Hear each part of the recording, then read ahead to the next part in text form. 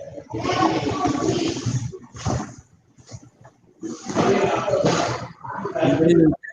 should mute the phone.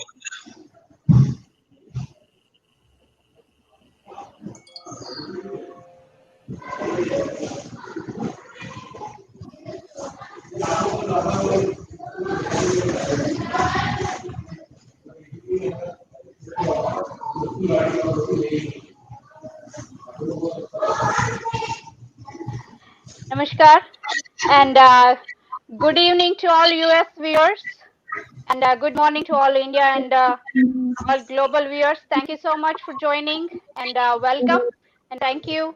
Aisha News Facebook and YouTube live program today. I am your host Anu Penakati from Dallas and I would like to wish everyone a very happy Independence Day. And those who are joining the first time, I would like to introduce in few words. Aisha News is a very well-known broadcasting media serving in the community throughout the week, presenting all the live programs and in different countries and throughout the USA as well. And you can enjoy many variety of programs like a morning yoga, meditation, religious discourse, social, economical, political, and and the talk shows like a global gupshup and more with us. And our effort during this pandemic presentations of over 70 plus episodes of many music concerts and presentations as well. In a short period of launching, it has reached over a quarter million viewership.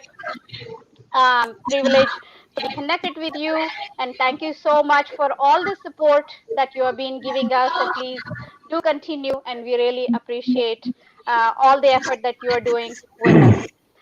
As we all know, as the global crisis is continued and continues, one of the largest democracies in the world, India, is celebrating its 74th, the Independence Day with the great spirit of patriotism. Today is a celebration of the glory, value, and freedom, celebrating the rich culture and celebrating the tradition. And, then we all want to celebrate this one by saluting all the soldiers for, the giving us a safety feeling by guarding the borders and making sure that everyone will sleep peacefully. Freedom fighters who laid down their lives, and we must cherish these moments and thank them, and let them say thank you for making this independence possible. Let's appreciate everything we have, celebrate our freedom, and then wishing everyone again a very happy Independence Day. So let me start the show by welcoming all our panelists here. Pardon me. Let me introduce our first guest. He's a retired colonel, served on an Indian Army for 24 plus years, and he holds the MS PhD from IT Roorkee, teaching in Texas currently, then different school district. And I'd like to welcome Mr. Sunil Agarwal to the show, and it's a pleasure to have you, sir. Thank you so much for joining. Namaskar ji, namaskar. So, how are you doing? And welcome. And Thank you. our second guest who is going to be joining the panel is the general first generation immigrant, I should say, and he is residing in here, Dallas, Texas, USA, for past 25 years. And he's a social and a political activist involved passionately with Indian American community and serving in many organizations as well. I would like to welcome Mr. Bhupinder Vunshi. Thank you so much, sir, joining. Please do come. Thank you. Thank you very much. Thank you. Oh, Thank that's you. a beautiful background. Thank you. Thank you. Thank you.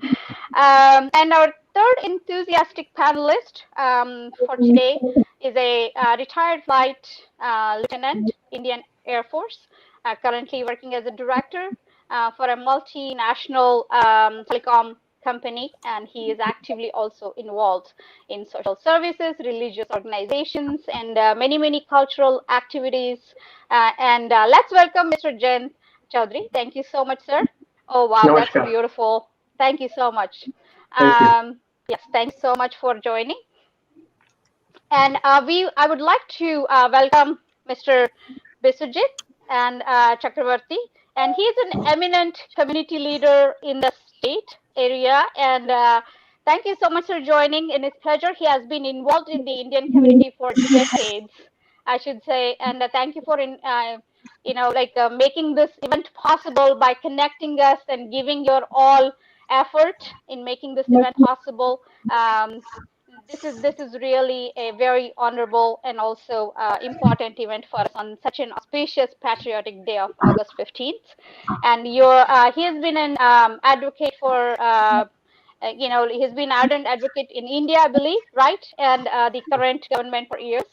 And we would like to welcome him to this show. Thank you so much for joining. Appreciate it. Thank you very much. And now I'd like to introduce our guest of honor, Dr. Rajendra Bhayani.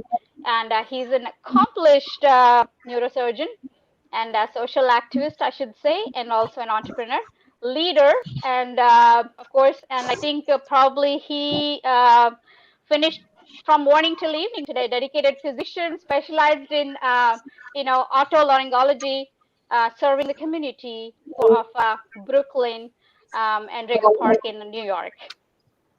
He is earned his medical degree from a BJ Medical College in India and accomplished his residency program in otolaryngology at West Virginia University, and he completed his fellowship program at the Oregon Health and Science University as well.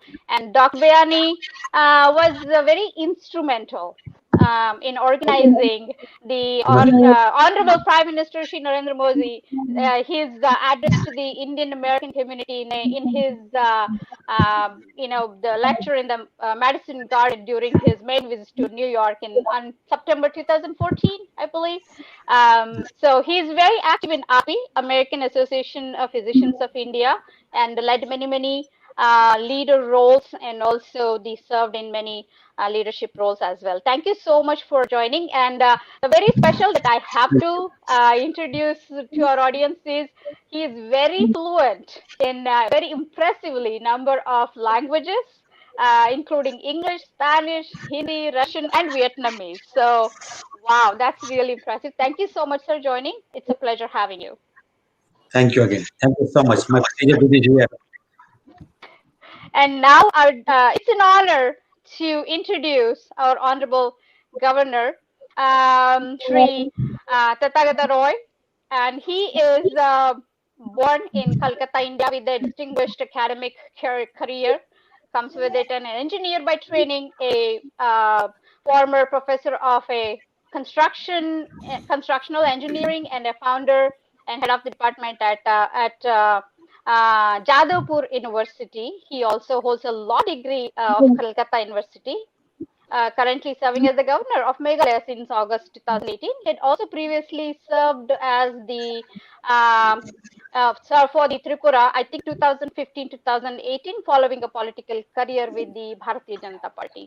So, Honorable Governor Roy, he was felicitated in many awards as the eminent engineering personality by the Institute of Engineer, and awarded the Distinguished Alumni Award by the Engineering, Science and Technology Shivpur, and also conferred a degree of letters by Shri, I think, Jabbanmo University, Rajasthan. So that is a great honor to have you, sir. And he was further conferred the degree of Doctor of Engineering by the National Institute of Technology, Tripura. After leaving government service, and he joined BJP in 1990, and he replaced Ashim Ghosh as the president of the West Bengal State Unit for BJP in 2002, and he was appointed governor of Tripura 12th May 2015, and he was transferred and appointed governor of Meghalaya in August 2018, served till December 19, and again serving currently January 2020. And he's a great writer as well, write extensively on socio-political issues, and both in English and his native language, Bengali. So it's an honor to welcome Shri Tathagata Roy. Thank you so much, sir, for joining. So how is everybody doing? Very good. Great. Doing good. So again, let's start our wonderful discussion today. It's a pleasure having you all. And let's start with, I think I would like to request our governor to give us an address on this wonderful day of August 15th. So we would love to hear you. Thank you, Anuji. Actually, sir. over here it's August 16, but never mind. It's a big world. Thank you very much at the outset for having Thank you very much at the outset for having invited me to this webinar and being in touch with all these people.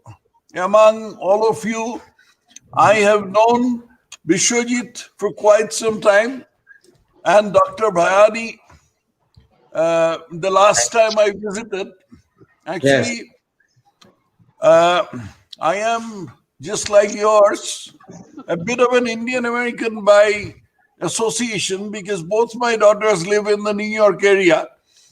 And I used to visit the United States almost every year. Now, it's because of gubernatorial responsibilities, I can't make it every year, but hopefully I will from the next year onwards.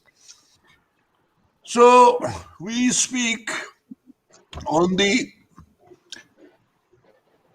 India on this August Independence Day, August in both senses, that it's in the month of August as well as August in the sense of being hallowed. We have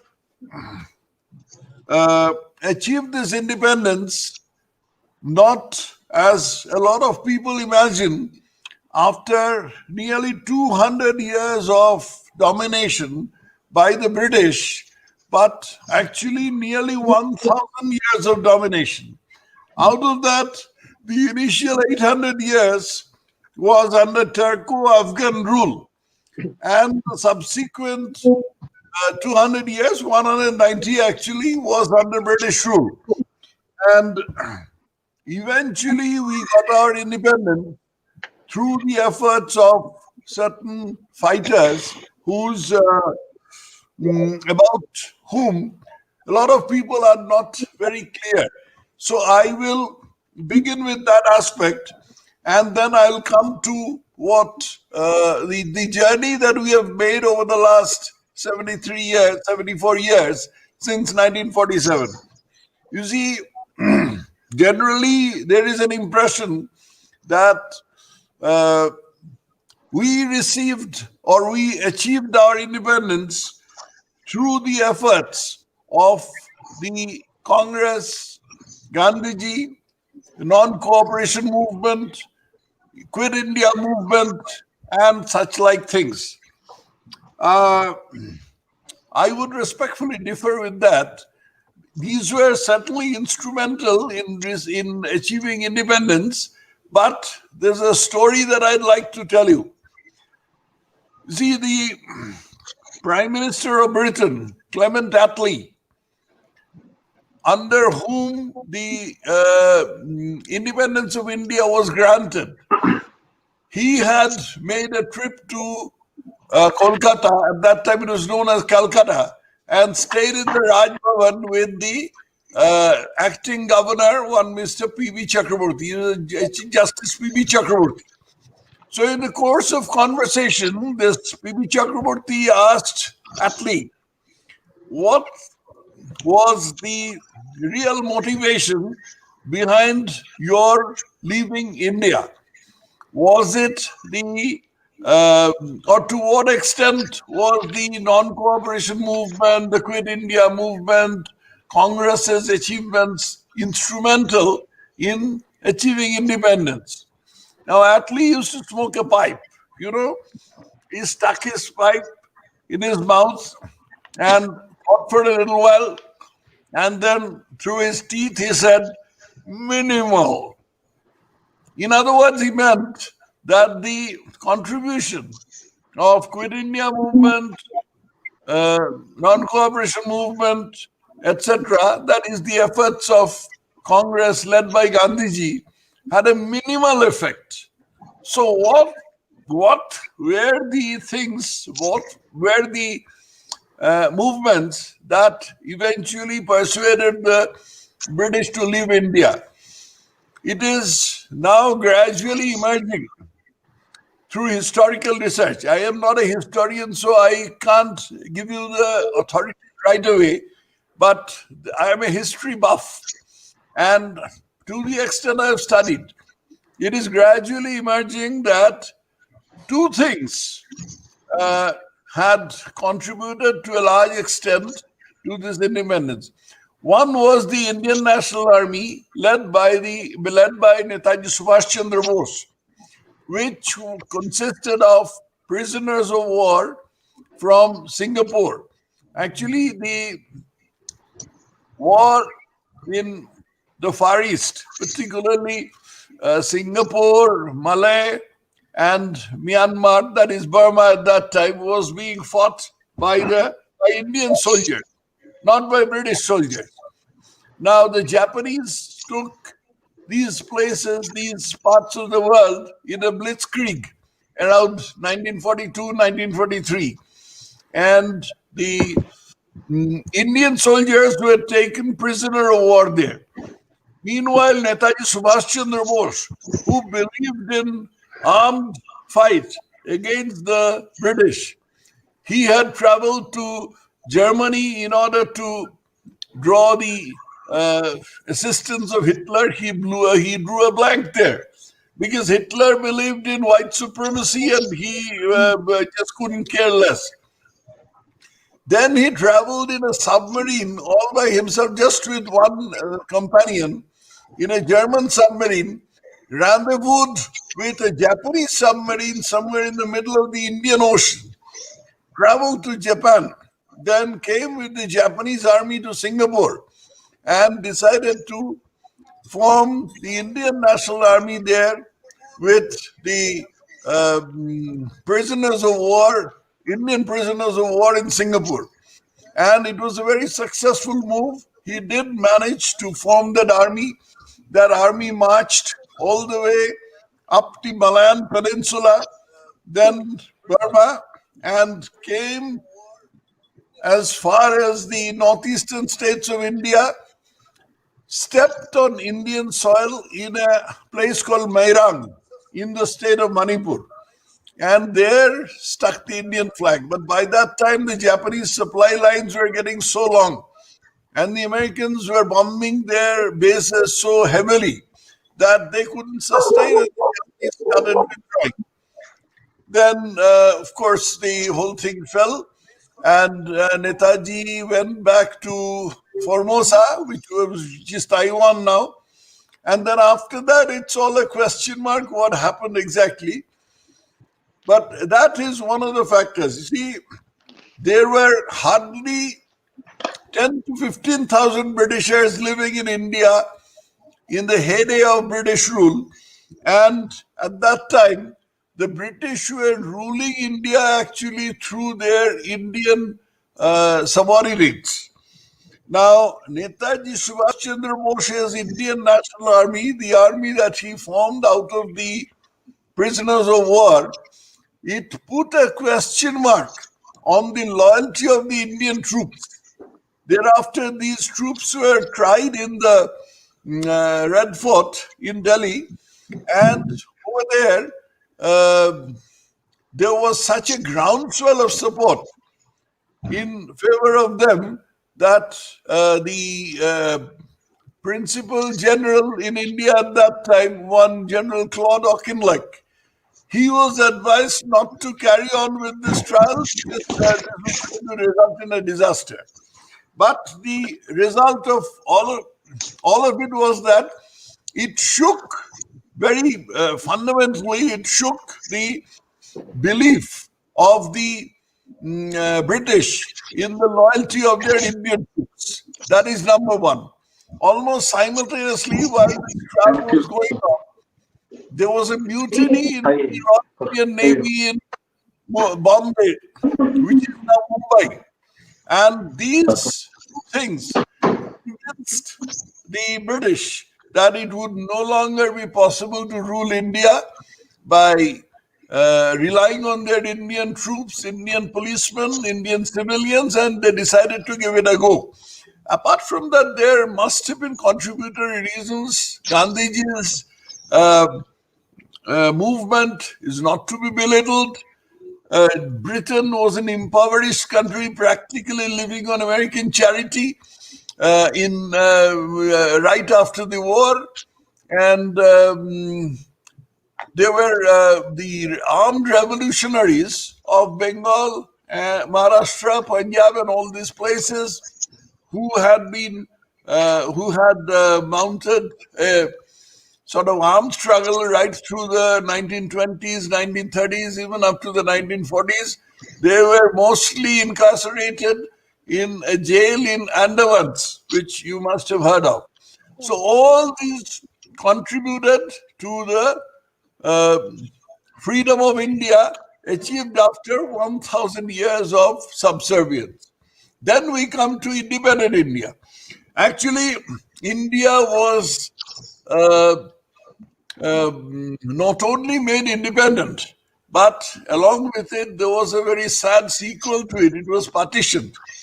And the people who suffered the worst in this partition were Bengali Hindus. Why I say this is because among Bengali Hindus, Bengal was partitioned as a province, Punjab was partitioned, Sindh was not partitioned. Sindh went lock, stock, and barrel to Pakistan. Balochistan and Northwest Frontier Province, which is now known as Khyber Pakhtunkhwa in Pakistan, that also went to Pakistan. And initially the Punjabis suffered the most. But in Punjab, there was a bilateral movement of refugees. The Muslims from the Indian part of Punjab, they went almost all of them to Pakistan. The Hindus and Sikhs from the Pakistani part of Punjab, they moved to India. It was really a bloody movement, said to be the biggest migration in history. With the result that by 1948 January, there were hardly any Muslims left in the Indian part of Punjab, or any Hindus or Sikhs left in the Pakistani part of Punjab. So this was the first thing that happened. Then the partition of Bengal did not entail a mass movement in this manner. But the Pakistani state, they decided to squeeze out the Hindus, literally squeeze them out as we squeeze toothpaste out of a tube. And they started the process in 1947 and carried it on until 1950. In 1950, there was a real big pogrom in which it is believed that 50,000 people were killed, 50,000 Hindus, all Hindus were killed, and the entire intellectual middle class Hindus were driven out of what was then East Pakistan. Right. I am a descendant of that exodus. I mean, people who participated in that exodus, and I can make out from Vishwajit's accent that he too was. There is another aspect to it as to why this enormous refugee movement was forgotten. But that is a different chapter altogether. It is my life's mission to bring that refugee movement, that violation of human rights, to the notice of the world. I've written a book on it, but there isn't time to speak about it. So I'll go on to the progress of India, the journey of India post 1947. You see, post 1947, because of by the wishes of Gandhiji, it was Jawaharlal Nehru who was made the Prime Minister of India rather than Sardar Vallabhbhai Patel. Many, including me personally, that it was a mistake.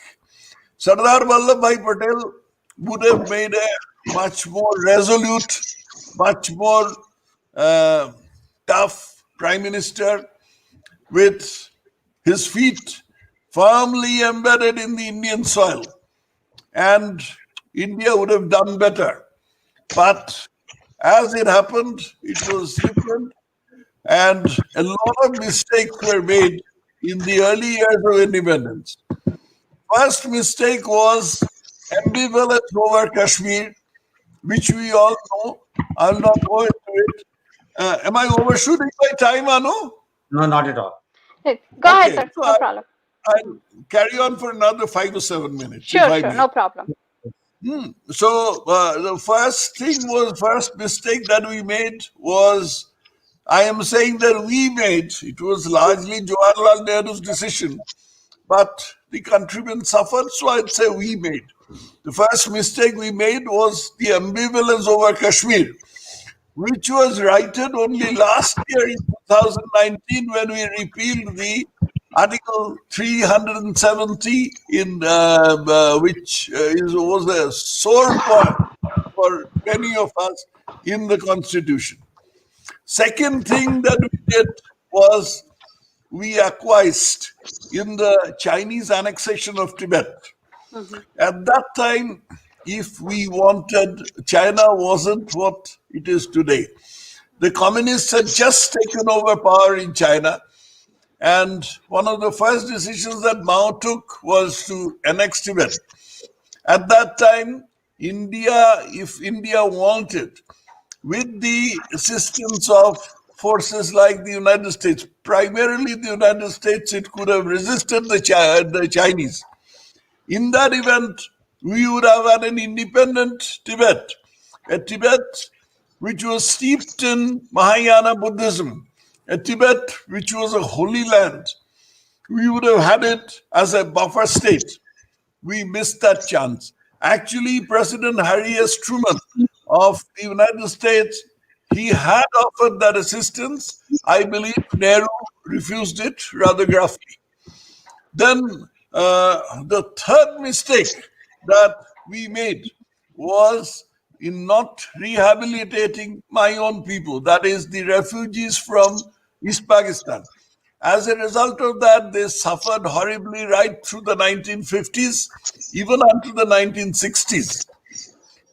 The fourth mistake, which had the longest effect, fourth and fifth. The fourth was calling India a neutral power, non-aligned, and and practically making the country a Soviet satellite.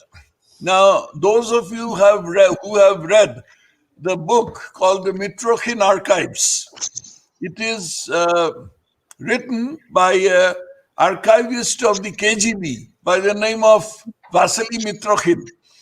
It is available in the United States under the title The World Was Going Our Way. And it is published by Basic Books of New York. I have studied that book very thoroughly, which is why I can recall all these details. And I would recommend all of you who are interested in this thing to get that book and read the India chapter on it. To what extent the Soviet Union had practically, not quite colonized, but influenced India. And the last big mistake was to foist the license permit Raj, the public sector culture in India. Now, when I say these things, a lot of people say that I sound like a US Republican. Actually, it is not so. I personally believe that we had done great injustice to us, which was proved in 1991, when we were on the point of reneging or going bankrupt on our international loans. We were bailed out by a loan from the International Monetary Fund, and eventually the Monetary Fund imposed certain conditionalities on us. Sorry. As a result of which we had to leave that line of public sector culture. But still, we have not been able to come over to the proper free economy. We have been hesitant. We are taking one step forward, two steps backward, and it's not been a very smooth journey. But even so, I would say that we are on the right track now. But during this period from 1956, when that industrial policy resolution was passed by the Congress in the Avadi resolution, in a Congress meeting at Avadi in Tamil Nadu, and it was continued on the nation until 1991. India had suffered horribly in the sense that its growth rate had never gone above 3%. We ourselves called it the Hindu rate of growth, and left to ourselves, we could have been a prosperous nation if we had not just followed the disastrous line.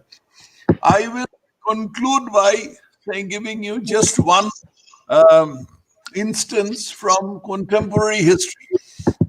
See, when in 1945, when the Second World War ended, India had been untouched by the war. There hadn't been, apart from 4 or 5 bombs dropped on the Calcutta port, India had not suffered as a result of the war in any way. Its infrastructure was intact. It had a good infrastructure, not a very good one, but a reasonably good one built by the British in the form of the Indian Railways. It had an intellectual class. It had certain cities. It had most of the inputs that are necessary to build a great country. As compared to that, think of Japan, think of Germany, think of Malaysia, think of Taiwan. In what state these countries were in. Shambles, absolutely, ruins. I remember seeing the film Judgment at Nuremberg, in which Spencer Tracy was walking along a street, and the background showed bombed out buildings, not a single building intact. Now, where is Germany and where are we? And what is the reason? It is because we followed a flawed economic policy. Think of South Korea. They were in shambles until 1953. Now, where are South Koreans and where are we? It is only after 1991 that we hesitantly stepped into a proper economic thinking. And that too, we proceeded, as I said a little while back, that too I proceeded very sort of gingerly. And then finally, after 2014, we have been taking real big steps. Before that, we had started taking not quite baby steps, but small steps. During the period of 1999 and 2004, during which we built the road infrastructure of the country under the stewardship of Atal Bihari Vajpayee. But after 2014, things have changed, and we are really on the right track. Meanwhile, we have had a lot of ups and downs. But with all these things, India has held its own. It has held on to its democratic polity. It has not fallen into the trap of military dictatorship as the Pakistanis have done. It has not been broken up as Pakistan was. It has not been ravaged by civil war as the Sri Lankans were. And on the whole, I think we have made we have given a good account of ourselves in spite of all these mistakes, all these difficulties that we had. Now, I would conclude on that note And I'm very sorry that I took all this time, having promised only to speak for 15 minutes. But this is such a dear topic to me that difficult to stop. So thank you very much, Anuji, and thank you rest of the speakers, organizers, for giving me this opportunity. Thank you. Jai Hind, Bande Mataram, Bharat Mata ki Jai. We really enjoyed it, and thank you so much. It was really amazing and informative. Even though like in a short, if you may think it's long, but it's short for us actually, because we wanted to know more and more. As you speak, like it was touched very at like probably just the intro level. So I would like to ask Dr. Raj to say a few words, and then we're going to have our question and answer. Like we have a lot of questions from our panelists, and then they already are waiting enthusiastically. So I'm going to have Dr. Raj say a few words before that. Thank you so much Anuj ji कथागतरा जी आपका तो speech सुनने के बाद ऐसा लगा कि पूरा इंडिया का हिस्ट्री जो है the whole history of India, which has been mismanaged all along until BJP came to power, was absolutely revealing to us. And thank you for that. In fact, it was like we wanted to know more and more from you. So that was an amazing speech. And after having you have said this, I would just add a few more problems created by Congress government. As we see, this is Inferno was our freedom struggle, and Purgatorio was the Congress rule, and Paradiso is the BJP rule, which is coming in here. So this is how we have devised this program today. So Purgatory was happening during, as Excellency Governor had said that the Nehru time and Indira Gandhi time was the most difficult time India went through. All the policies were wrong. The reservation policy, the education policy, the population policy. Even though J.R.D. Tata mentioned to Nehruji, please bring population control. So Nehruji refused to do that. If you see the education policy, all we have this BA, BCom, and once they finish, they don't have any actual vocational guidance or they don't have any entrepreneurial skills developed. So there is no skill development policy after education. Same along with the reservation. Reservation policy was made, even the Ambedkar said, don't do it, and apply some financial hardship to that reservation policy, which was not done. That created a lot of issues and is still ongoing issues. Same way as which governor has touched is social policy, and then all these public sector units are white elephants just churning up the cash and not producing anything.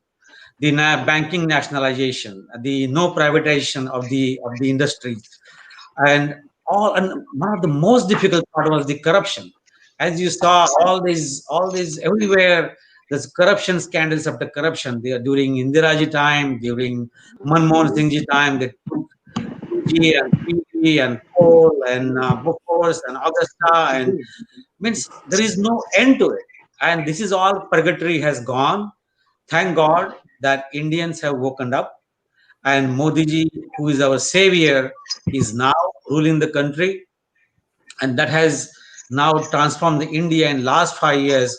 What we have not been able to achieve in last 68 years. So that is the landmark, as Governor said, that the country is going in the right direction now, and voters are waking up. The Hindu ideology is waking up, and it is very, very important we keep working on that same path more and more. And we, from Indians in America, they should do their part helping India, and that's why we are very enthusiastic to support Modi ji from here. We did this Medicine Square Garden where I was involved. In Texas, you guys did a wonderful program in Houston. All these programs are very, very encouraging to show the world that Americans are standing very firmly behind Modi ji. And absolutely at the same time, we have to make sure we have to get involved in the political process in America and support the government here, which will firmly standing behind India and Modi ji. As Governor ji said, he may sound Republican, I may sound Republican here, but our interest is anybody who is protecting India, who is supporting India, who stands by India when China is creating trouble, who stands by India when Pakistan is creating trouble, who stands by India when Article 370 is removed, And so all these messages are very, very important for the upcoming election here. Let us all work together and make sure we select the government here, we help them here to have election process get involved so that we can help select the leaders here which are supporting India, Kashmir, and against China and against Pakistan. With that, I will keep my speech short because we have a lot of questions for His Excellency, and we will move on to the next phase. Thank you so much for bringing me here. Subhoji, Vishwanath ji, Vishwajit ji, Anuj ji, very wonderful moderator, and Sunil Thank Agarwal ji, you. Bhupendra ji, and Jayan ji. Thank you so much. I appreciate very much. And Thank you, Tadagatara Dr. ji, Raj. आपको देखने की बहुत, we are missing you in New York. Please come soon. Thank you.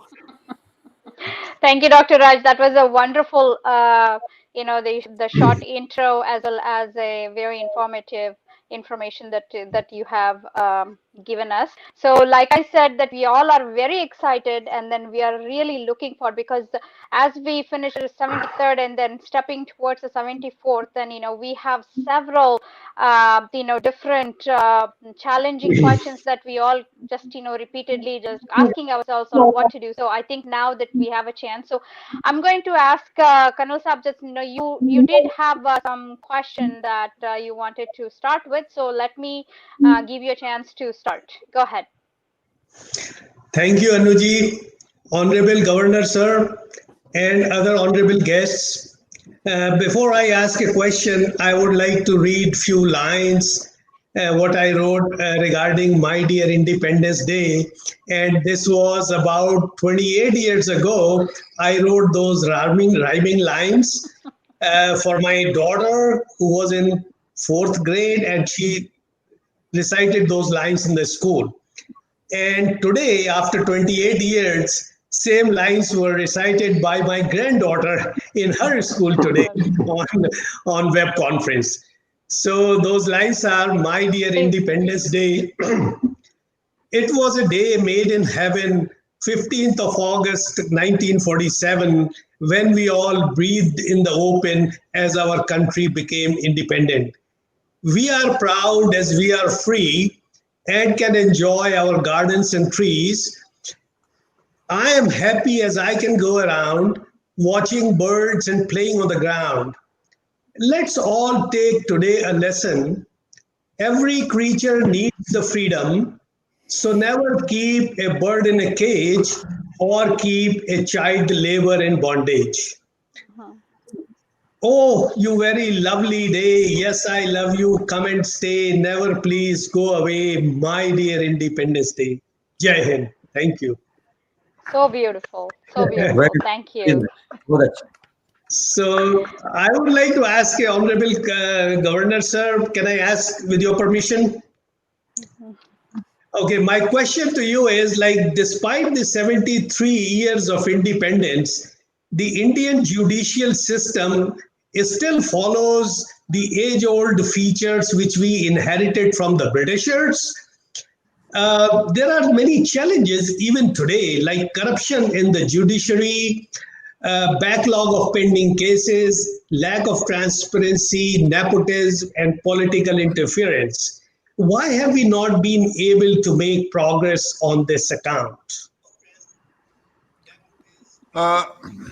See, firstly, I do not think corruption in the judiciary is such a problem. It is there, no doubt about it. But compared to other wings of the government, the corruption is less. The real problem is the delay of cases. The procedural laws in India ought to be made more facile, so that cases get disposed of faster. The basic laws, that is the Civil Procedure Code and the Criminal Procedure Code. I have a degree in law, so I can speak. I have some idea. Actually, I used to practice in the interface area of engineering and law, that is construction claims. So I have some experience in this thing. Secondly, the reason why this problem of delay is not being taken care of is that there is a huge vested interested group in the legal profession who win or who thrive on the delay. This is the basic reason why it is not. To manage this, there has to be someone who has to take the bull by the horns. And that can be done only by another lawyer who has to act against the entire lawyer community. And they are an extremely powerful community. Right. A large number of them are in politics. They are otherwise powerful. They can go and immobilize the government by filing writ petitions, public interest litigation. So basically, it is that the bull has to be taken by the horns, and the civil procedure code, criminal procedure code, they have to be simplified. They have to be. I'll just conclude by making an observation that I very often make to people, that in any kind of project, India or anywhere else in the world, if you take it to some person, the two first questions that he will ask, number one is how much it will cost, and secondly, how long it will take. Now, these are two questions which you can't ask a lawyer in India. They will say, that's not a fair question. I don't know. I don't know how much it is going to cost and how long it will take. There's a thing called Shampati law. Shampati law is that you can't make a deal with a lawyer based on the outcome of the litigation. Now, Shampati law does not exist in the United States, which is why you can make a deal with the lawyer, but it exists in the United Kingdom, that is particularly England, and we had adopted it. If Shampati law can be done away with, I think the process can be expedited to a great extent. Thank you. Thank you, sir. Thank you, sir. And I think, so anyone has any comments on that, Biswajit ji or anyone? Otherwise, I will go ahead and give Bhupinder ji his name. Yes. Go ahead. Okay, Biswajit ji. Okay. Let me give Biswajit ji first, and then I'm going to come to Jayanti ji. Okay, go ahead. Unmute yourself. Unmute yourself. Yes. Unmute yourself, please. Perfect. Okay, now we can hear you. All right. Just I wanted to say thank you to all of you. I know you guys often do this type of meeting, which is very helpful for the society. And today we have got Professor Roy here. Obviously, we can know a lot of things, unanswered question as of today, for during the last 74 hours. I know, being close to him, he can answer all the questions. And another person I can see, that's Dr. Raj Bhayani is here, who is doing, particularly in the East Coast, he's doing so many social work. And I wish one day Dr. Raj should go to India and take some position there. That will be very good. If you have anything you want to export from India, from here, anything you want to export from it, I say, yeah, we want to export some person like Dr. Raj Bhai. Thank you. Thank you so much for your. Well, we will keep him for a couple of more years, and then we'll send you. If possible, Okay. we need him. Thank you so much. Okay, you can consider, and you are doing an excellent job too. I must appreciate it. You and both. Thank you. We can proceed with other questions. Okay, Jayanti, go ahead. So, quick question on that, or follow-up question. They always say justice delayed is justice denied, and you kind of mentioned about that. What kind of process or time-bound system can government put in place?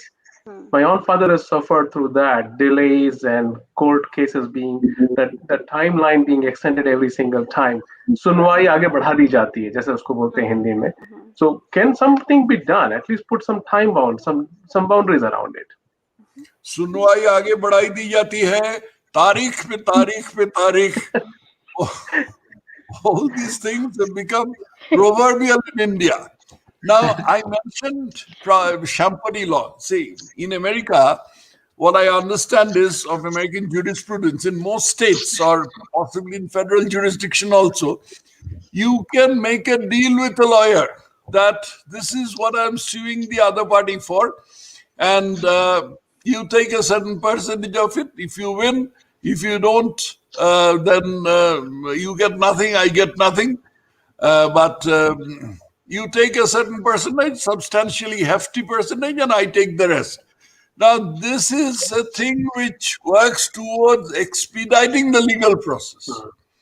As opposed to that, the process that we have, in which it is strictly forbidden to make any kind of deal with the lawyer in this manner, which is called the Champadian Maintenance Law, in ancient English law, which we have adopted unthinkingly.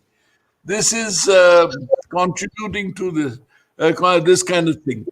You know, I used to practice in arbitrations. That is private courts in which construction claims are tried.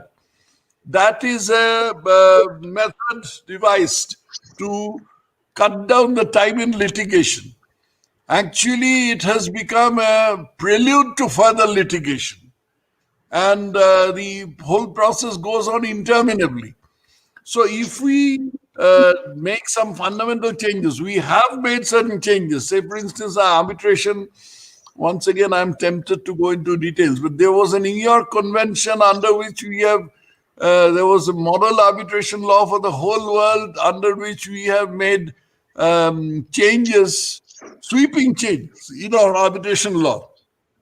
But then after that, with great respect to our Honorable Supreme Court, the law has been tweaked, and we are not quite back to square one, but say something like square 10. So these fundamental changes have to be brought over by someone who has that long vision, who is steeped in law and at the same time has the good of the country at heart. You see, if this thing goes on interminably, it is bad for trade and commerce. It is not only bad for other litigants, it is bad for trade and commerce, because people don't come to India to get problems solved. They realize, they feel that you come to India to invest or to found an industry and you get into more problems. Arbitrations are nowadays held in Singapore. Indian arbitrations are held in Singapore.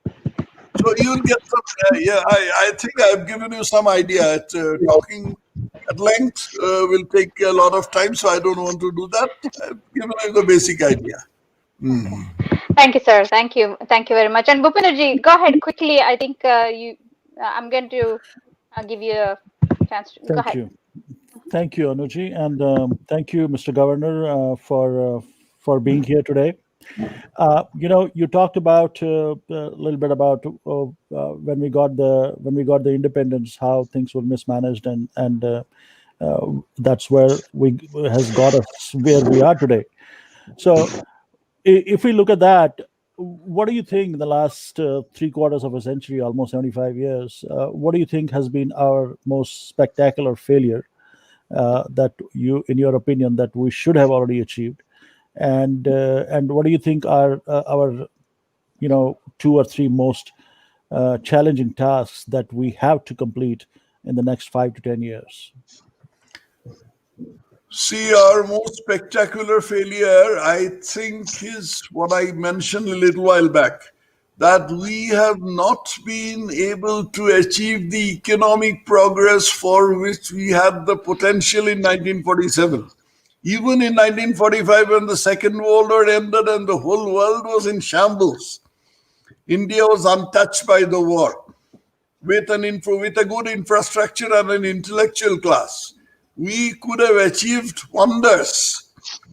Instead, we went out with the begging bowl until the 1960s, going for things like PL 480 and stuff like that. No.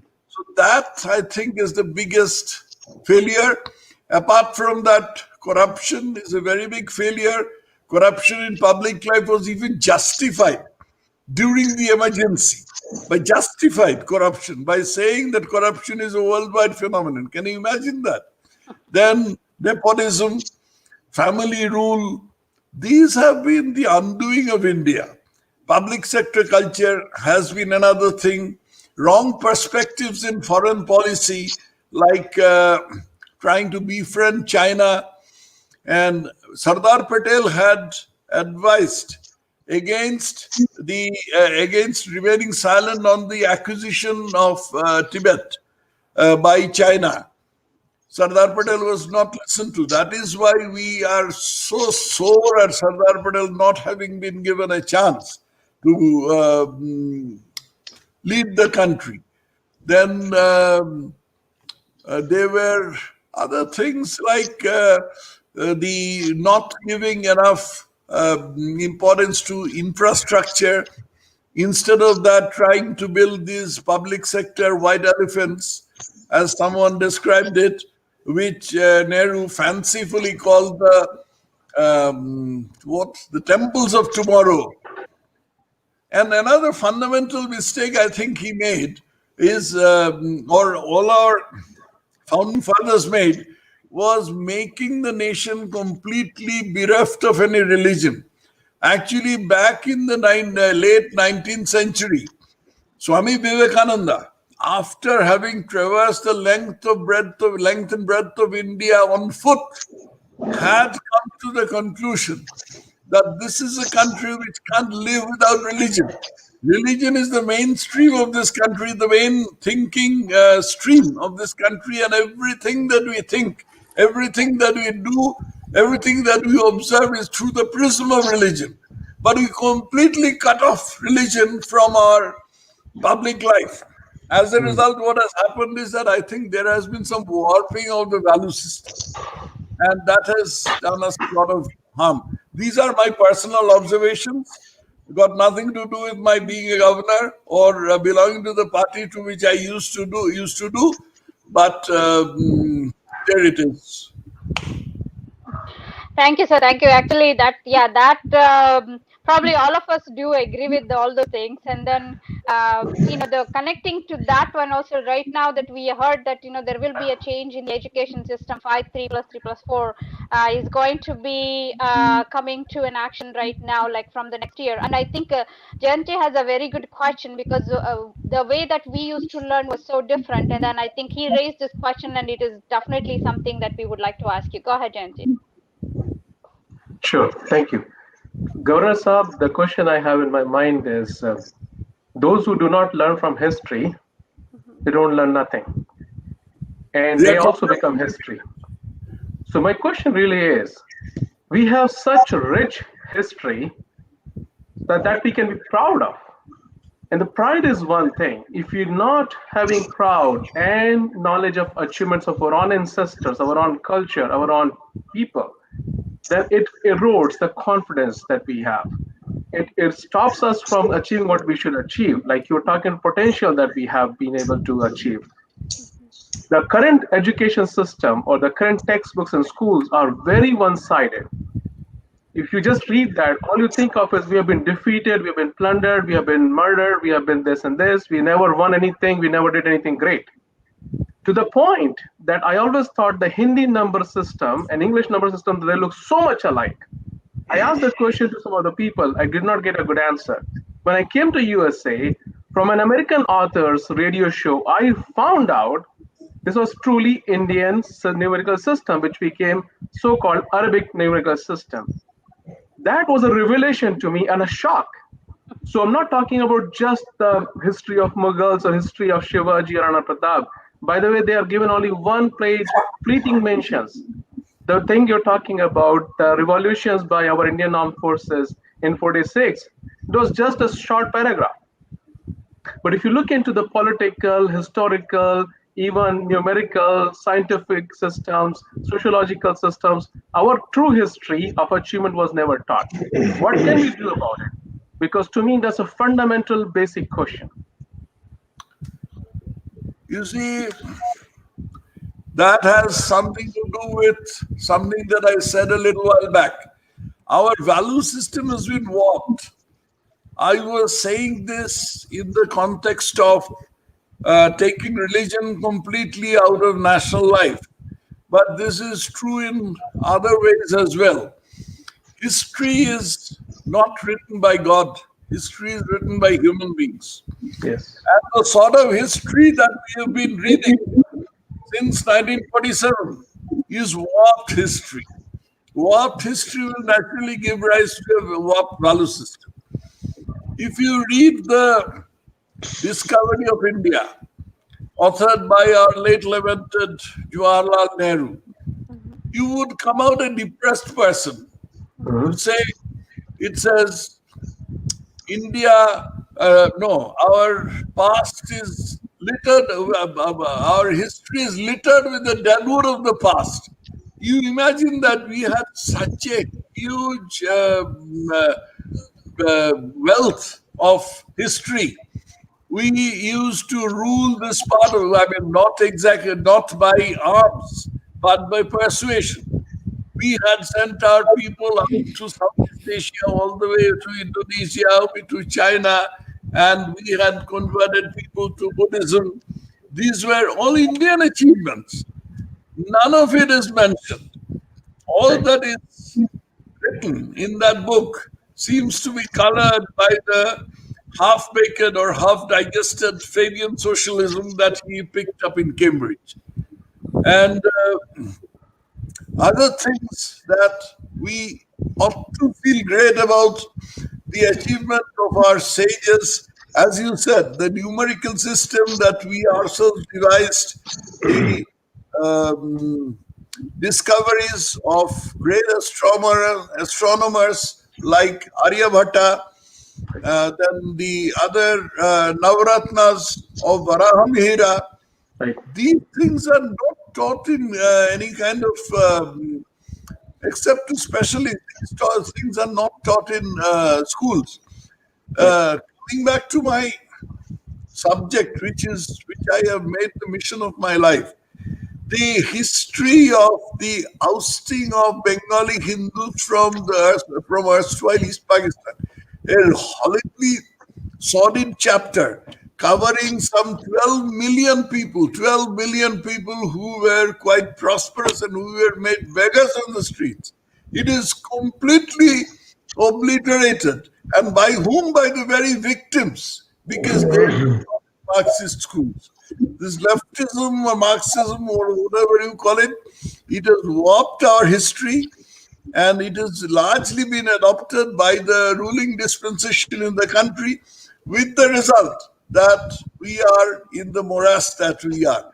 We've got to get back our history. We've got to feel proud of our ancient traditions, and that is, I think, only that way lies our salvation. Thank you. And if I can just add to that, the great heroes like Praful Chaki, Khudiram Bose, who gave everything to the country at the Absolutely. age of 17 years. I heard Absolutely. about them because I was part of Saraswati Shishu Mandir school system. But if you read the regular textbooks, nobody knows about them. No mention Nobody of it. knows about the Char Sahab Jade of Guru Gobind Singh Ji. And that's a sadness in my heart, because as you mentioned, the number system, the scientific knowledge, the chemical knowledge, the Ayurveda, for example, Shalachikitsa, for example, these things are lost discoveries. And that was the name of the book that I was talking about by Dick Tracy, Lost Discoveries. When I started reading it, I was like, this is amazing. So thank you very much, Roy Sahab. Governor Sahab, I know you don't want to be called governor, but we would like to respect you with that post. So let's continue that kind of mission. Thank you. Dr. Raj, like you have been seen the education system here, and also that you also experience in back. So any comments on that one? Absolutely. Upcoming You education? know who was the first education minister of India? Maulana Azad. Maulana. So he completely distorted the history, made it Mughals were great and our Hindu kings were forgotten. And this is why the basic problem was all the history books need to be rewritten, as Jayant said, as governor said. And I think the process already started. There is new education policies coming out under Modi's government, and Dr. Governor might tell us more about that. I think everything needs to be revised. Everything which has been done in purgatory phase of our India, now paradise phase has come in. The thing needs to be rewritten and re-emphasized and relearned to show our glory of past and show a great future. So do you Dr. think Varan, that we are, sorry, go ahead. to Go ahead, that, sir. may I add just something? That you are absolutely right. That this is the way we have got to go. But let us not imagine for a second that this going is going to be smooth, because we are going to step on some very sensitive toes, and they are going to fight like crazy. The genre of historians that we have had so far, people like Romila Thapar, Harbans Mukhia, Bipan Chandra, Ram Guha, who calls himself a historian, all these people, they are going to resist. They are resisting it. I am quite active on Twitter, social media, and I find how these people are coming on, how these people are trying to tear us apart. But truth will triumph in the end. My personal icon is Dr. Shama Prasad Mukherjee, who had died a martyr's death in the jail of Sheikh Abdullah in Kashmir in 1953 on the 23rd of June. And this person who had created West Bengal as a homeland for Bengali Hindus had so far been forgotten. He was reviled, he was condemned as a communal leader, this communal and secular. But the narrative is changing. I'll tell you how exactly the narrative is changing. I just have it's just by chance that I have this bit of a post edit in Times of India. Look at this. This is said, secular is a phony word. Who is saying this? This is not some RSS person who is saying that secular is a phony word. Sagarika Ghosh, wife of Rajdeep Sardesai, who is saying it? Because she has sensed that the narrative is changing, the tide has turned, and we have got to keep going. We have got to make sure that people who have led us on the wrong path, we've got to make sure that they're vanquished. Yes. Thank you. I think that is right message from Governor. That's right. Absolutely. For that, so talking about the tweet, Governor Sarab, actually, that I am a big follower of you, and I found this one a very interesting and funny personal question. So I hope you don't mind me asking this one. Please, So I please. read, I've read that you tweeted that I think it was. I guess probably related to Dilipji. Stop promoting cow dung and urine as a potential cure to the COVID-19. So I think it's a serious issue, and I think we all should be aware of all these, misunderstanding. Especially like we have a physician here too, and they know like so there might be some, major side effects, and also mentioned that like the cow, the campaigns have hurt you very personally, and then I believe that you also had a personal attack that you mentioned in your article or book on a neurological journal. So will you talk about that one, because I know that a lot of us like us who believe in Hindutva so blindly believe such things, and then what to do and what not to do. I think it's important to know. See, this belief is widespread, but it varies from place to place. Let me talk about my own people, that is Bengali Hindus. Bengali Hindus do revere the cows. In fact, a lot of Bengali Hindus who used to be in East Pakistan were driven out because they were made to forcibly eat beef, or the severed head of a cow was dropped inside their drinking water well, and there was nothing else they could do except to leave their home and hearth and emigrate to India. So they do revere the cow, but they will not go to the extent of believing, because there is a little bit of a scientific temper of mind. They will not go to the extent of believing that cow urine or cow dung will cure any of these things. We have got a very eminent doctor present here on the panel. Yes. I am sure he will agree that there is no scientific basis to it. Perhaps there is some chemical in cow urine, some chemical in cow dung, which might contribute, if properly formulated, in curing these things, but it has not been thoroughly researched. Until that is done, we won't be justified in doing it. And in a political context in West Bengal, saying such things is suicidal. You know, brings me to a subject which is lately been a lot of controversy. Dr. Bhayani would know this definitely, but surfing the net, I found out that Vladimir Lenin, what had he died from? He had died from syphilis. And this was found by 3 Israeli doctors all these years after his. Their names are, I think, Lerner, Filkenstein, and Whitstam. And these were published in not any old RSS organizer or anything. These were published in a very respected professional journal, the European Journal of Neurology. So I put it on the net. Communists were aghast. You know, they are quite a powerful group still in West Bengal, although numerically they have been reduced to nothing.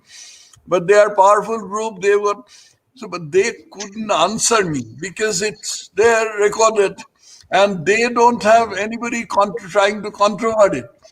So what they tried to do is they tried to attack me from the side. And go and have a drink of gomutra. You go and have a spoonful of cow dung. This is something that hurt me badly. Right. And in West Bengal, in the political context, talking about gomutra or cow dung is really suicidal. That is what I tried to point out in my tweets. Thank you so much. And so we have just time for just one more quick round. So Sunilji, do you have any questions so that I'm going to just take few, or Bisujit, if you have any questions, so just let me know. I think otherwise we're going to start our second round. So go ahead, Sunilji, quickly. No, at my end, nothing. Thank you. You can Okay. proceed. Okay. Honorable Governor, sir, somewhere in your early speeches, I remember you saying that if given a chance by the higher command, you would like to be a chief minister in West Bengal and serve that state. So we really hope so. And I would like to know what changes would you like to make there? Because we are really suffering. Very good question. Very good question. You see, West Bengal, once upon a time, was the industrially the most advanced state in India. Why has it fallen behind? Number one is that the communists made sure that industries fold up. By the time the communist government in ended their rule of West Bengal in 2011 after 34 years, as many as 58,000 or so industries were closed. It is not as if that all the 100% industries were closed only because of labor trouble which the communists fomented. But it was also as a result, it was largely as a result of that. 90% was as a result of that.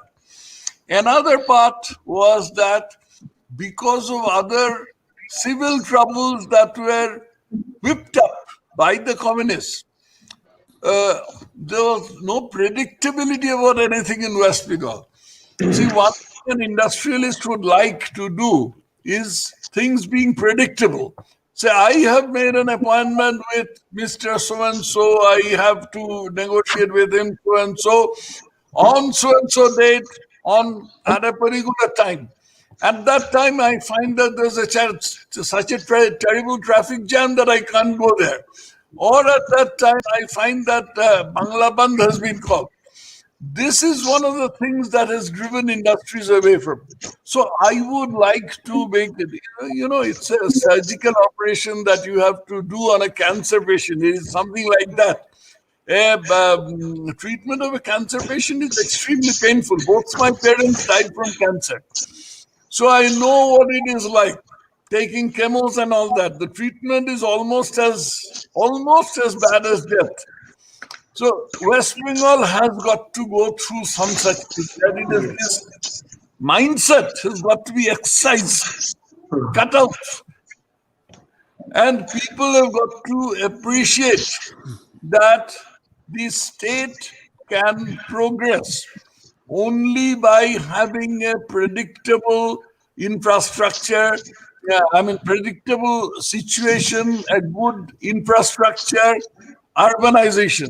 Another problem with the state is urbanization. You know, the whole state has got only one urban center, Kolkata. And Kolkata absorbs everything that is there in the state. Everybody vies to get back to Kolkata somehow. All government officials try to get back to Kolkata. Nobody has tried to set up a proper urban center anywhere else in the state. There are enormous possibilities in Siliguri, say for instance, which has got 4 international borders within 100 kilometers of the place. It can be a great transport hub, industrial hub. Nothing has been done.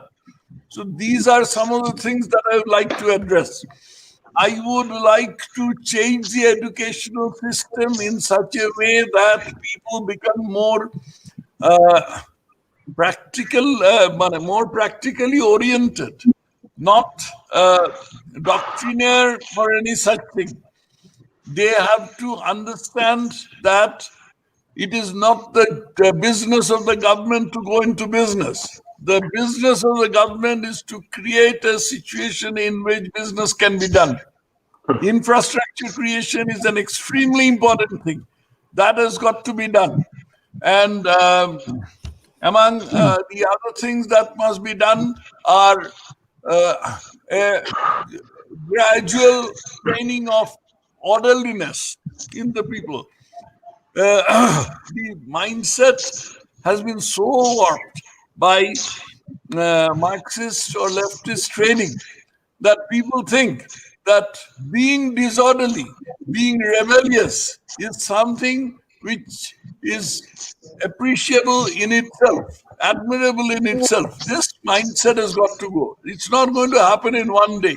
But if we take baby steps one at a time, but fast enough. If we take steps like that, then the people will gradually understand that we are going in the right direction and the mindset will gradually change. I am convinced that this can be done provided there is the political will. The bureaucracy has to be made more result oriented. Right now, it is totally procedure oriented. All these changes I have in mind, these are things that I'd like to do if I'm given the chance. I have only one problem against me. That is my age. I am 74, going to turn 75 next month. Wow. But I have precedents. I have Joe Biden. Absolutely. And Mahathir Mohamad, the successful Prime Minister of Malaysia, who is 93. Oh, So you can imagine. Let me see. I'll try my luck. If I get it, well and good. Otherwise, I'll go to my other favorite things like writing, like travel, practice in arbitration, stuff like that. Thank you very much. Wonderful. Thank you, sir. Thank you so much. And so a couple of more questions quickly. Bhupinder-ji, go ahead if you have any. Well, yes, Governor, my last question was in 2 parts, and you kind of answered only one, and I did not interrupt because I wanted to give everybody a chance. So the second part of the question was, we already summarized what the spectacular failures were. So what do you see in the next 5-10 years? What should be our priority? Number 1, number 2, number 3. What do we have to address? Like we can't do without it. And then there are tons of issues. We have a lot of issues, as we all know, and which we already discussed. We have to do a lot of reforms in a lot of sectors, in education, in criminal justice, in police, in infrastructure, and stuff like that. But among all the things that we need to be doing, what in your opinion should be our priority number 1, 2, and 3 in the next 5 to 10 years that has to be done in the next 5 to 10 years? See, it is very difficult to say what would be priority number 1, 2, and 3, but I can tell you generally the things that will need to be done. Infrastructure creation has to be done massively, because no nation can progress without a viable, solid infrastructure. Atal Bihari Vajpayee ji had made a beginning in that direction back in 1999, but this has got to be advanced. This has got to be given more power behind it, so that we have a viable system of highways, railways, and complementary. Internal shipping, there are possibilities in internal shipping in certain of the waterways, particularly Ganga and Godavari. These things have to be looked at. Education has already been addressed. Let us see how we fare in the implementation of that policy. In respect of judicial reform, I have said that there's enormous work to be done. And this is possibly one of the most difficult things to be done. In fact, someone who has the vision to understand what is exactly wrong about this judicial system and what ought to be set right, how it is to be set right, has got to take the legal community by the horns and got to do it. It's not going to be easy because, as I said, they are entrenched vested interest, and they are not going to give up so easily. They are very powerful, but it has to be done. Reforms in the commercial sector have already begun, like our bankruptcy laws and all that. Some banking reforms, like what has been called as bail-in, has been advocated. I have some reservations about this bail-in business because the interests of small depositors are not always protected. And in the sort of consciousness that we have in our country about banking, it is important that the government, as the final authority, provide some kind of security to small depositors. Small depositors' security is not confined to 1,000 or 2,000 rupees. It has got to go up to lakhs of rupees, tens of lakhs of rupees. Then only they will be protected. One reform has already been done, that is the bankruptcy law. This has got to be taken further on.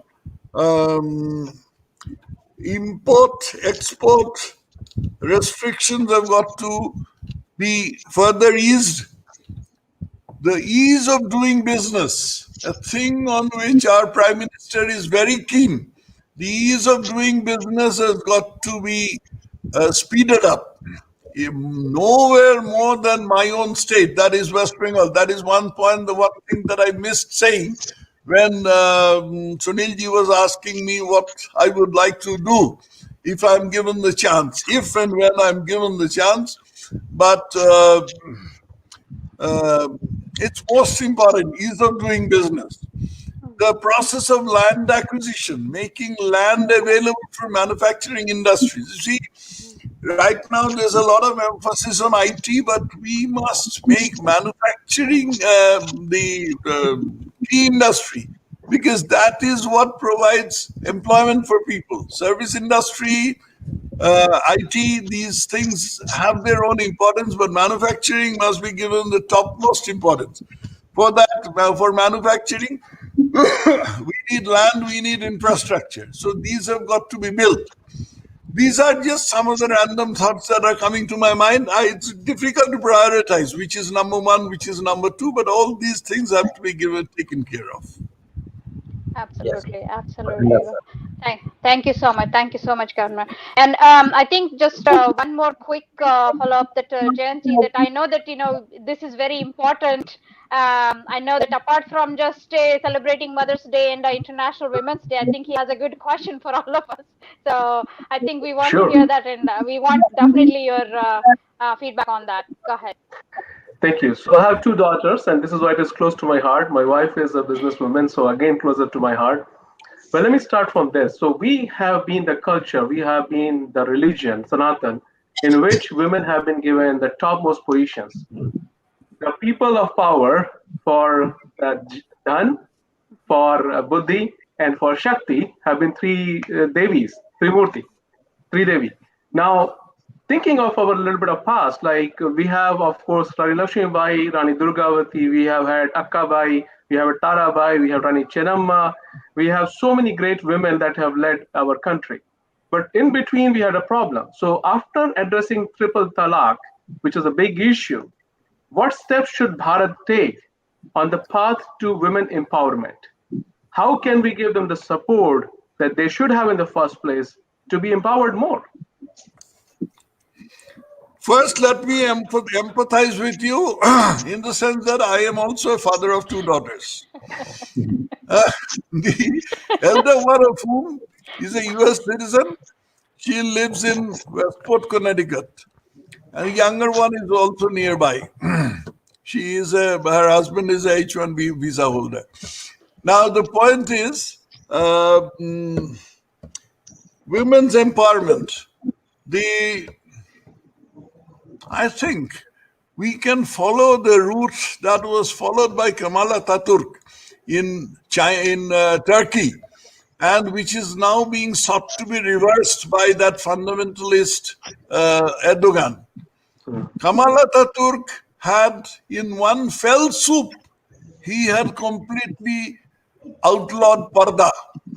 I think we've got to do something like that. Because about 13% of our population is Muslim, 6.5% of that population are women, and these women live until recently they used to live under this constant threat of triple talaq. That has been undone to some extent, not to a complete extent. I think the promise that we had made at different points of time to bring about uniform civil code subject to certain reservations have got to be implemented. You see, the state where I live, where I am governor right now, Meghalaya, is inhabited by 3 tribes. Out of that, one of the principal tribes is the Khasi tribe. And Shillong is actually in the middle of the region of the Khasi tribe. The Khasis, they have their own civil code in which women are given huge importance. Actually, the property of a person is the first, it devolves to the youngest daughter. It's part of Khasi law, and they are very zealous about guarding the law.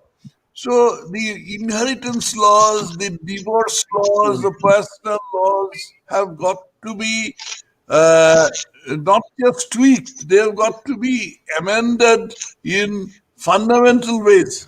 And in order to do that, we have to take on these self-styled bodies like the All India Personal Law Board, Muslim Personal Law Board. You know, I have a observation about that board. I think it ought to be called the self-appointed All India Muslim Personal Law Board, because who made that board? One gets an impression that they are a statutory body like the company law board or the railway board. Nothing of the sort. It's just a few Maulavis who got together and made it, and then they call it the All India Personal Law Board. So they are not the final arbiter of what Muslim law is, and there ought not to be any Muslim law. There ought to be only one human law, which is what I'm advocating. That is one of the things that got to be done. Hindu religion has evolved. Once upon a time, we had things like human sacrifice, we had sati among Hindus. We are no longer there.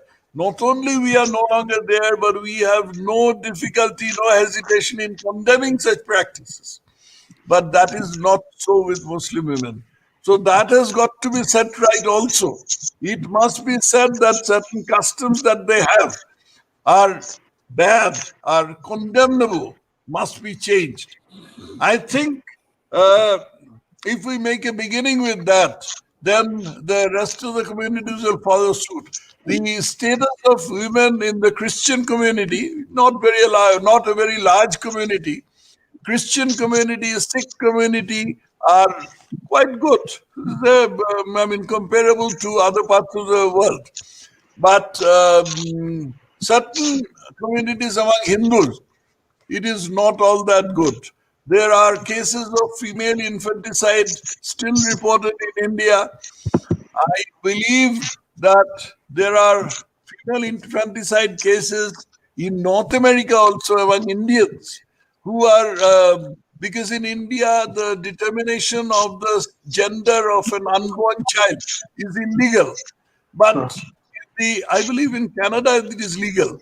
So, no, or United States it is legal, at least in some of the northern border states.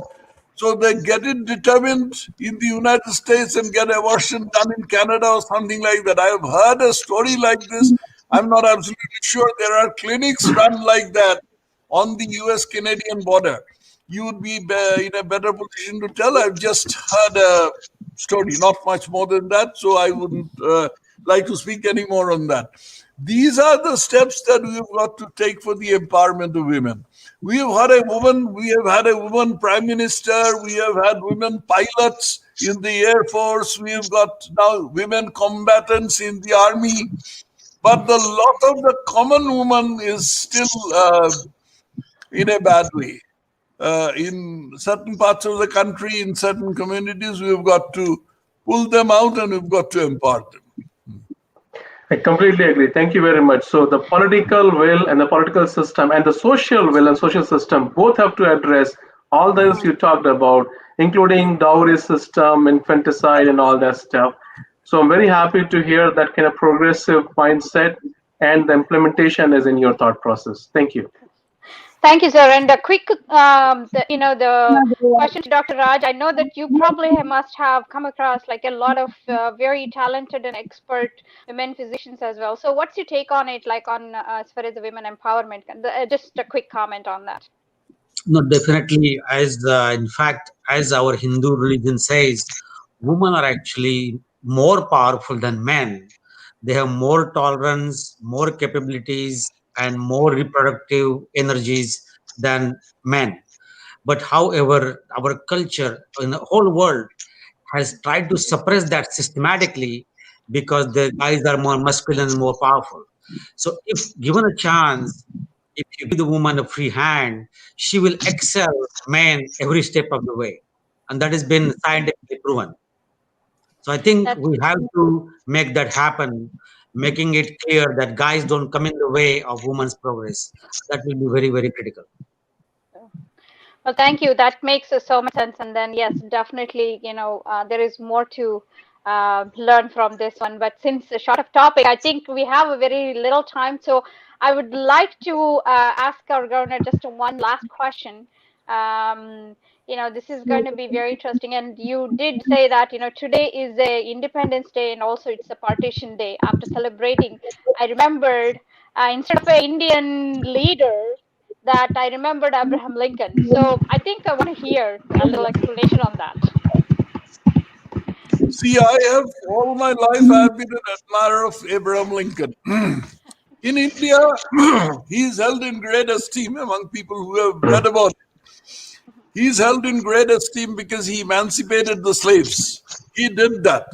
But from the reading that I have done, I get the impression that in his own country, that is the United States, he is held in greater esteem because he kept the country one. He prevented the partition of the country. And then after he won the Civil War, he said, with justice for all, with malice towards none, etc. I mean, these are things that they touch a chord in my heart. But the point I'd like to emphasize is that Abraham Lincoln had the courage to go to civil war. If our leaders had the courage to go to civil war in 1947, India could have remained intact. They were very eager to grab power. That was the trouble. Actually, in 1946, Mahatma Gandhi said, vivisect me, but not India. And the impression people got, my father was a victim of partition. I was born in Calcutta, so I didn't suffer. But my father was a victim of partition because we lost some property, not very much, but in the district of Brahmanbadia in Bangladesh, we lost property. And I asked my father, when did you realize that the place where you have lived for, say, 10 generations, 14 generations, when did you realize that that part is going to become a foreign country? And my father said that we did not realize it even after partition. Until 1950, we thought that it's not going to make a difference. After all, it's a Muslim country. We would be ruled by the Muslims as we used to be in Mughal times, so it would be all right. We will have our existence. But the 1950 bloody pogrom that the Pakistani state had engineered in East Pakistan, which I was talking a little while back, which is one of the most carefully hidden human rights violations in history.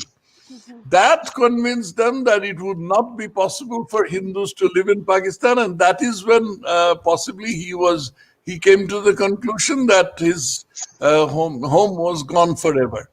When I was the governor of Tripura, my ancestral home was very close by, and I made a couple of journeys there. The place, in fact, in the parchas, the land records of the district, my grandfather's name is still there. The land is still in the name of my grandfather. But of course, there are Muslims over there, and they are forever apprehensive that we are coming to grab land. They heard that this person is a governor, so one never knows. He might just pull wires and try to grab our land. So first thing I had to do was to convince him that I have no such intention. I'm very happy in India. So, and that was that. But this is what had happened. So, partition was a cosmic disaster for us, for Bengali Hindus, for Punjabis, for Sikhs, for Sindhis. Sindhis are an extremely enterprising people. So they spread out all over the world. In Hong Kong, in Peru, any Indian you find, one of them is bound to be a Sindhi. Punjabis also have done well for themselves. One advantage they had is that the state took care of their rehabilitation after they moved. Bengali Hindus were the most unfortunate. Number one, the Indian state did not take care of them. Instead of that, Nehru did a stupid pact with Liaquat Ali, whereby he said that these refugees will go back to East Pakistan and Liaquat Ali will give back his land to them. Nonsense, he didn't do any such thing and nobody went back. Secondly, by doing that, he had deprived the refugees of any kind of rehabilitation in India, which they had to do of their own. There were other things like their sending to Andamans, which was a good thing. Sending to Dandakaranda was a bad thing. Then coming to Marijhapi, that's a different chapter altogether. But we suffered really badly. So partition independence was not an unmixed blessing for those who were affected by the partition. That's the point I was trying to put across. Well, thank you so much for so much information, and I think we are already past the time that you have given us, and it's a pleasure hearing from you. And just give in a couple of sentences, a few, just any message to our NRI viewers right here. The message that I'd like to give to NRIs, which includes my daughters, that Absolutely. please don't forget us. You are of us. You are one of us. And you are a very powerful lot in the whole world. So much so that nowadays, now a person is being put forth, a person with partial Indian bloodline is being put forth as the vice presidential candidate by a principal party in the United States. Never mind whether her qualifications, whether I support her or not, that's a completely different thing altogether.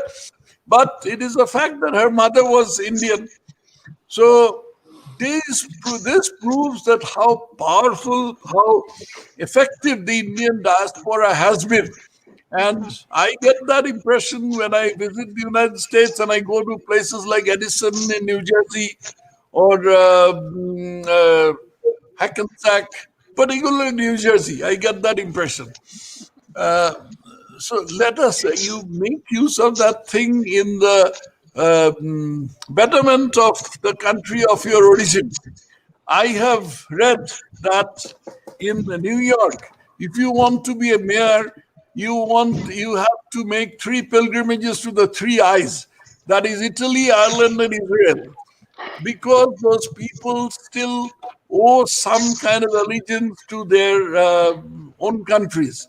Yes. And the police are, I believe, all Irish.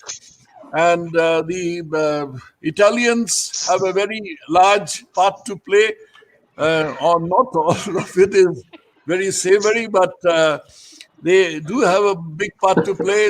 The mayor is of Italian descent, De Blasio.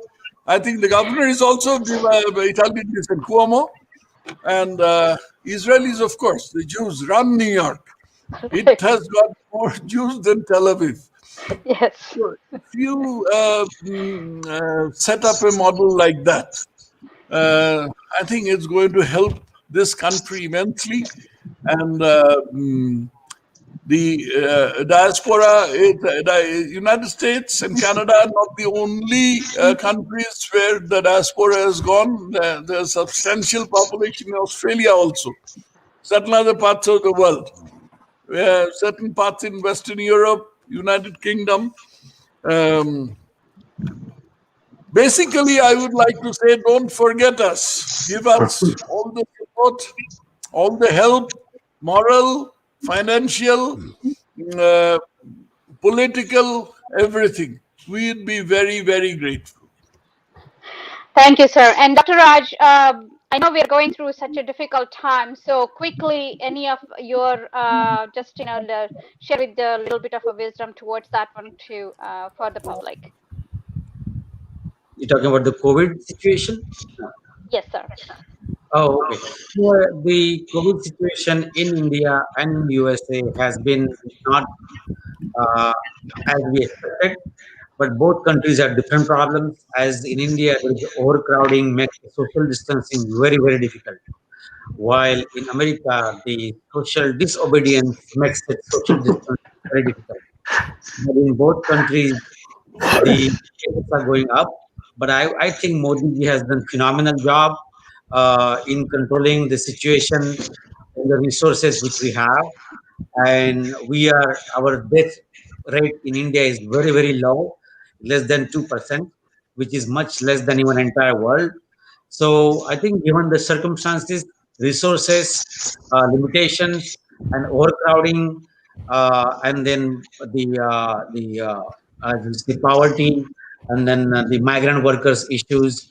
So we did have a lot of logistic issues, but in spite of all the difficulties, India has done a phenomenal job in controlling COVID situation, while America has so many resources at the same time, because people don't like to wear the mask and people don't want to follow this, not going to the bar. In southern state, the COVID has gone worse. But I think once the vaccine comes along, the India is leading that campaign for making vaccine. Poonawala from Serum Institute India in Pune, he has done a remarkable job. He almost has 1 billion doses ready to go. So as soon as the government clears up, the phase 3 trial is done, and then clinical trial is done, I think the vaccine will be available soon, and we can come out of this COVID problem very soon. I'm very hopeful about it. Well, thank you so much. Yes, go ahead, quick. Anuji, just one quick comment. Governor Saab said that don't forget us, and I was going to just say that Janani Jarum Bhumi Sorgadapi Griyasi. So we can never forget. Ramayana mein Sri Ram himself has said that. How can we forget it? Yes, absolutely. I 100% agree. And I would like to thank Governor Tathagata Roy for giving your valuable time and, like sharing so much of, awesome information and answering all of our questions. And Dr. Raj, it's a great informative session with you and giving, your input and also the information. And I would like to thank, Sunilji, Upinderji, and also Jenchen, especially Biswajitji, for making this one a very successful show. And I'm really, on behalf of the, Ayushia News team, I would like to thank all of you. And it's a pleasure meeting you. And I'm very grateful that that you all have given a chance to make this very awesome show on August 15th, the Independence Day. Thank you so much. And please support us like how you're doing. And we would like to come back and meet you again. Thank you so much. Thank you. Happy Independence Day. Thank you. Namaskar. Thank you. Thank you, Governor ji. Thank you so much.